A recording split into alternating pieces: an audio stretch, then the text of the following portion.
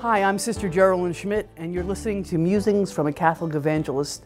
One of the things, a story first to begin with. As a child, I used to get quite distracted, a small child in church, and I would used to love to play with my mother's rings, her wedding ring particularly, her engagement ring.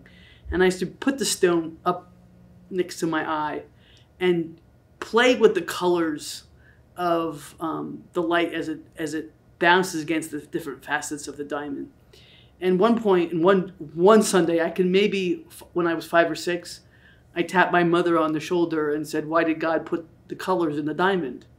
And my mother kind of went, "Shh, be quiet," after church. So when we get to the car, I went skipping in and I was like, "Okay, so tell me the reason why God put colors in a diamond." And my mother turned to my father and said, "Do you want to try that?" Answering that question.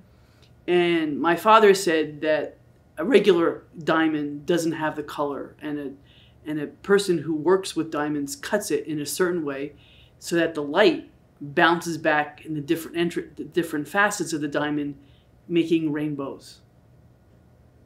Just like light bounces across a raindrop, and we see that. And I was okay with that. That reminds me of one of the saints that we celebrate within the Diocese of Harrisburg, and that's Catherine McAuley. She was the foundress of the Sisters of Mercy, and she loved tea. She was Irish, and part of the welcoming of her congregation was she always welcomed newcomers with a big cup of hot Irish tea and some scones. But that isn't really the intriguing part of that. Her spirituality, her community was focused on spirituality, on community, on service, on social justice. And the Sisters of Mercy continue that legacy in her honor. But as she walked the Harrisburg Diocese, she realized that the poor were often immigrants. And this is a very timely topic as well. And she went out and tried to figure out, what do the immigrants need the most? And part of the journey was, now we're going back to the 1920s, so way before me. Women, Irish immigrants, would come, not married, would come from Ireland looking for an employment. And back then it was not socially acceptable for a woman to live alone. Okay, so she opened, with her sisters, opened boarding houses. And there was a boarding house on 2nd Street, which later, after the sisters sold it, it was later bought by Bishop McDevitt High School.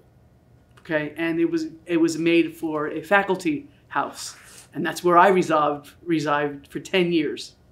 Okay, let's go back to the Sisters of Mercy, though.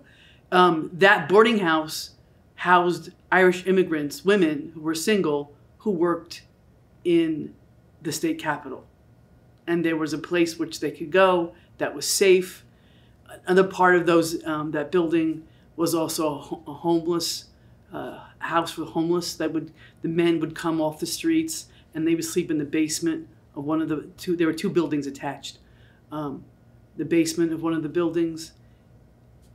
She realized that immigrants needed jobs. So she and the sisters opened an employment agency and gave these immigrants a skill set that they would be employable. And actually people in the area searched out these immigrants who had the job skills that was taught by the Sisters of Mercy. Like, wow, social justice. She was all about helping one person at a time, giving the needs to that one person. How can I help you? What would you like? And it was never a hand out. It was always a hand up. She began the St. Vincent de Paul Society, and several of our parishes in our diocese have that as well. Incredible legacy. She began orphanages. Again, all social justice with a love of the immigrant, because she understood. She was Irish herself. She understood how sometimes when you begin something new, you do need help. Okay? The rainbow, and I had a class one time in which there were 42 kids, and they were all chiefs and no Indians.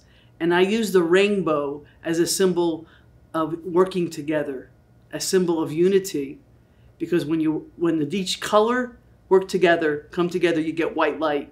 And where there's white light, there's life. If you take the white light out of planet Earth, death would reign. So it's a great symbol for unity and the giftedness of one another. And Catherine McAuley was a great advocate of that, especially among the poor and especially among immigrants.